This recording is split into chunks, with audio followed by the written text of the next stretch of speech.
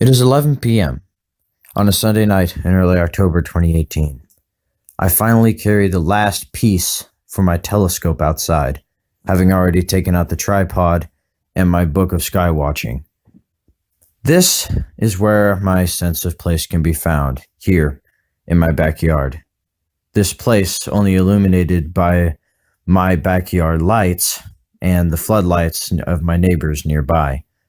Here, I can sit in mostly silence, watching the stars and, looking at the craters of the moon when the stars are covered by too much fog. And even then, looking at the moon can be very troublesome. But tonight was a clear night, and I decided I would look at the moon's craters yet again and see the ancient history of our universe so close to us. Here, I can pursue my passion in my own way.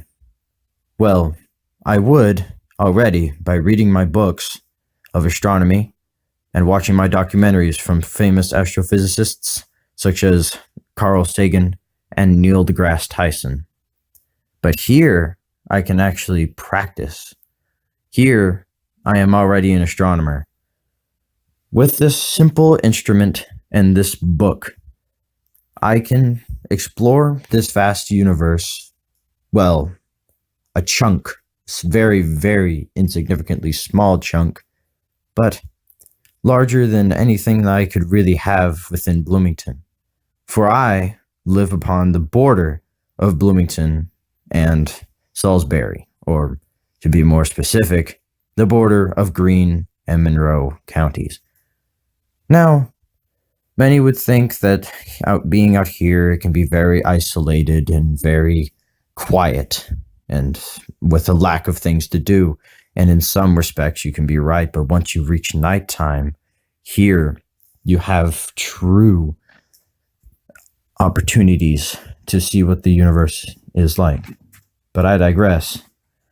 Anyhow, an example of another time, other than my current time where I am trying to look at the moon and stars and major planets as much as I can, there was a night within last year.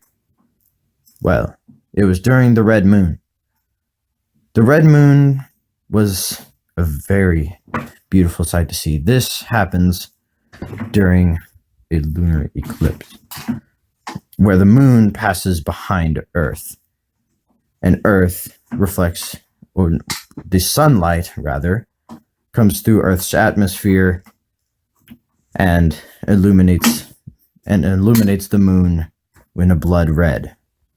It is already a great honor to see such a thing with our eyes, but through the telescope I was able to see things I had already seen many times before in an already mystic, breathtaking setting.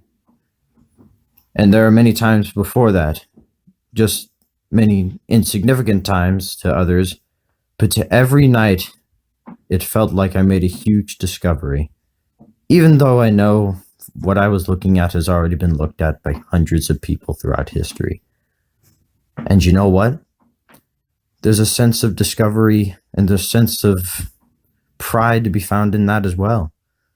To be continuing such an ancient tradition that our ancestors have been pursuing ever since they could ever write and question what is up in the stars. Here, in this place, I find my sense of place, for here I find my sense of passion in astronomy, and there my sense of self.